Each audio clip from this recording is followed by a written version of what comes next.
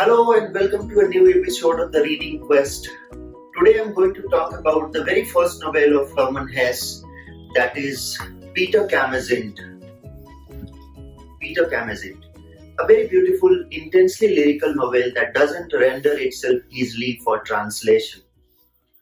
So if lyrical novels, especially Bildungsroman, interest you, this is the novel for you to start. It's a novel that can be started, that can be read by any novice as well as experienced readers. So this novel is the answer to uh, the age of anxiety. Ours is called the age of anxiety, right? I when does the age of anxiety begin? You may say that it begins with the Nietzsche's proclamation of God is dead and man is free. Somebody says that it begins with uh, when Freud proclaimed that even ego is not a master in its own house, it is governed by a force that is 6,000 times powerful than the conscious force. Somebody says that it begins with the First World War. Somebody says that it begins with the Hessensburg uncertainty principle, when all the certainties of the physical world were lost. But whatever may be the beginning of it, this book is the answer to the age of anxiety, is that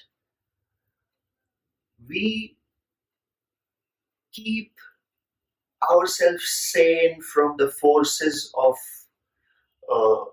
the outside world, from the constant assault by the forces of the outside world, by finding everyday joy in the smaller things of everyday life, everyday joys in the smaller things of everyday life.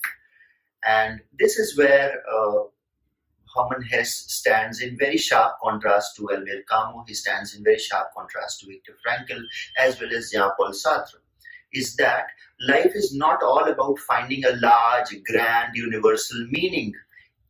It is about finding joys in day-to-day things of everyday life. And that is what Peter Camenzind is all about. Peter Camenzind can also be read as a Bildungsroman, atypically. Is that it started with a journey of a boy who wants to be a poet, as Hermann Hesse did at one point of his time, at the beginning of his student life.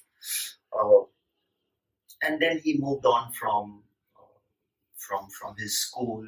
He undertaken various journeys. He has undergone various experiences, various spiritual odysseys. Okay, he went from Switzerland. He went to France, Italy, to experience various pains and pleasure of life, to befriend many people. But again, the quest for the self-knowledge, the urge to hold on to something that preserves one's sanity against the onslaught of existence remained open throughout the novel. But at the end, the protagonist here, that is the Peter Camenzind, befriends a disabled man called Boppi, aspired by the idols of Saint Francis of Assisi. And only then did he truly know that what exactly it means to love a human being purely because of one's selfless concern.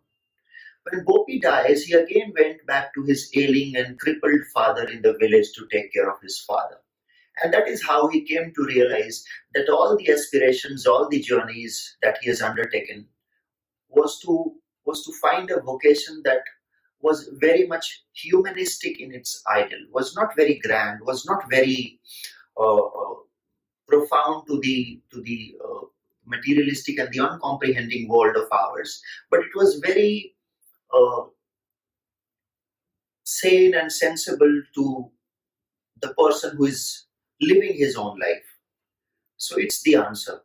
Peter Camenzind starts with a very beautiful quote. I would like to read it.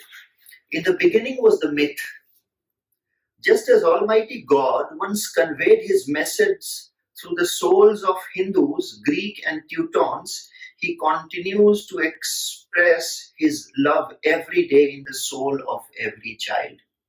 No wonder it's a very lyrical book. I hope all of you will enjoy it. And here there is one quote at the end of the book that I would like to mention. What then Peter Camenzind introspects? What then has been the outcome of so many mistakes and wasted years? The woman I loved and still love is bringing up two attractive children in Basel. The other woman who loves me has found consolation and continues her trade in fruit, vegetables, and seeds. My father, who was the cause of my homecoming, is has neither recovered, okay, nor dead, but sits opposite me in his iron bedstead, gazes at me and envies my possession of the cellar key. And that is how the narration continues. So, in a nutshell, Peter Camenzind finds his meaning, his vocation by caring for his ailing father. He grew close, he had a close glimpse of his own human soul by uh, embarking upon a journey of Saint Francis of Assisi by caring for a crippled man, a disabled man called Boppi, and so on. So kindly read this book.